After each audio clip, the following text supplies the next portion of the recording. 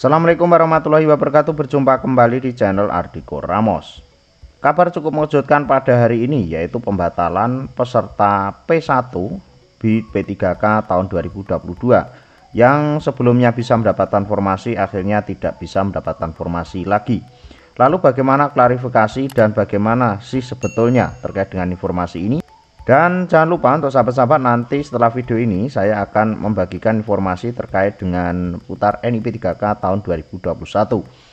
Berikut langsung saja untuk ulasan klarifikasi pembatalan penempatan pelamar Putar 1 pada seleksi guru ASN PPK tahun 2022 yang terbit pada hari ini, yang ditandatangani oleh Bu Nunung Suryani pada tanggal 1 ya sahabat-sahabat.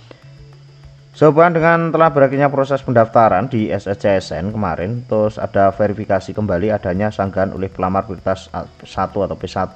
Betulnya ini hasil verifikasi ya sahabat-sahabat, bukan sanggahan oleh pelamar P1.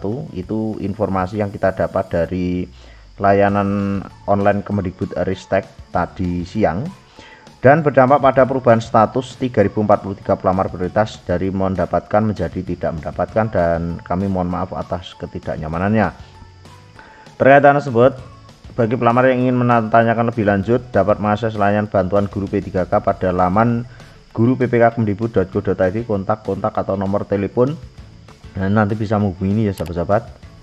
Dengan adanya pemain ini, nama-nama yang terampil dalam daftar ini dibatalkan penempatannya. Dikeluarkan di Jakarta tanggal 1 Maret 2023 tertanda Bu Nunung Suryani, dan bisa di-download sendiri untuk datanya sahabat-sahabat.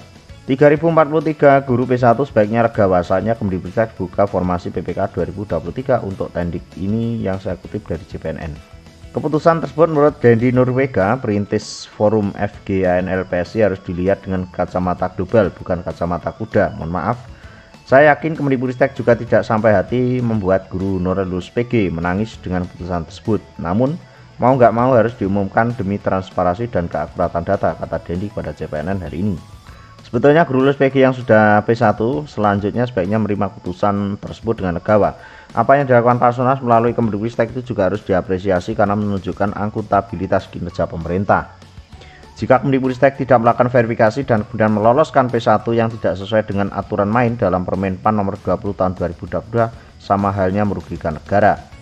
Betapa tidak, orang-orang yang tidak sesuai aturan akan menikmati hak menjadi P3K, dan itu sama saja merugikan negara yang efeknya menjadi temuan BPK, ujarnya. Dia menambahkan pembatalan ini menunjukkan Pansosnya sudah bekerja keras memverifikasi data secara objektif agar terhindar dari penyimpangan. Jadi ini memang datanya dimungkinkan memang tidak sesuai dengan Permenpan ya sahabat-sahabat, atau untuk rekrutmen penempatannya.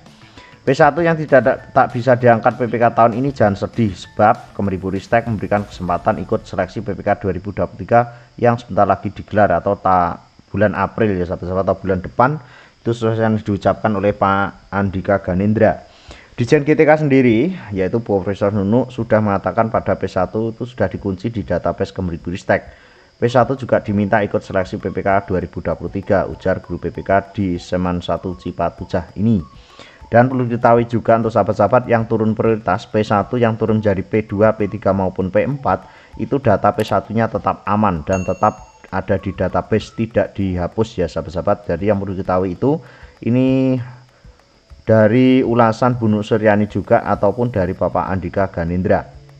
Oleh karena itu, kata Pak Wega, sapaan akrab Dendi mengimbau seluruh guru P1 baik negeri maupun swasta untuk bersaing kembali di tahap selanjutnya pada seleksi tahun 2023 ini.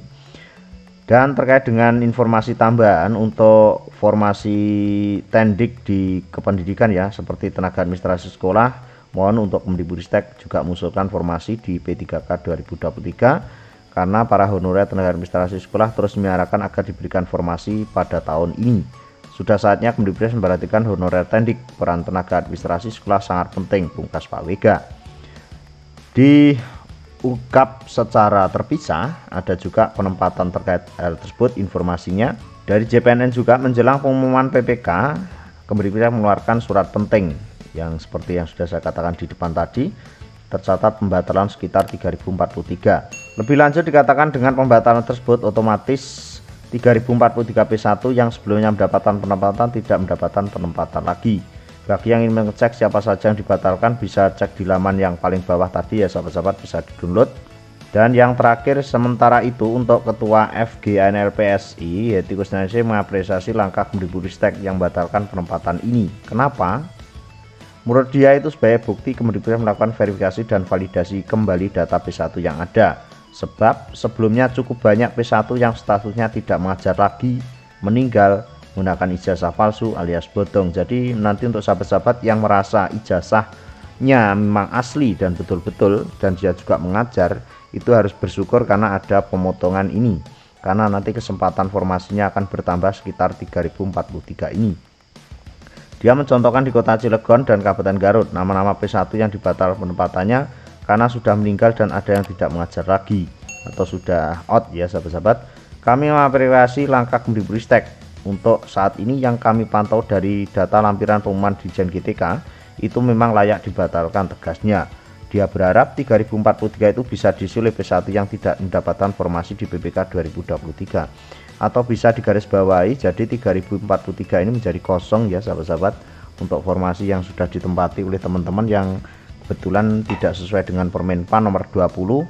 Jadi kalau ditambah dengan hasil optimalisasi sekitar 2100 ya, 2100 berarti nanti ada kekosongan formasi sekitar 5147 formasi. Itu 3043 ditambah 2104, itu data 2104 itu yang diucapkan oleh Pak Andika Ganindra. Untuk informasi kali ini seperti itu sahabat-sahabat, mudah-mudahan bisa menambah wawasan bagi kita semuanya dan fakta sebetulnya seperti itu.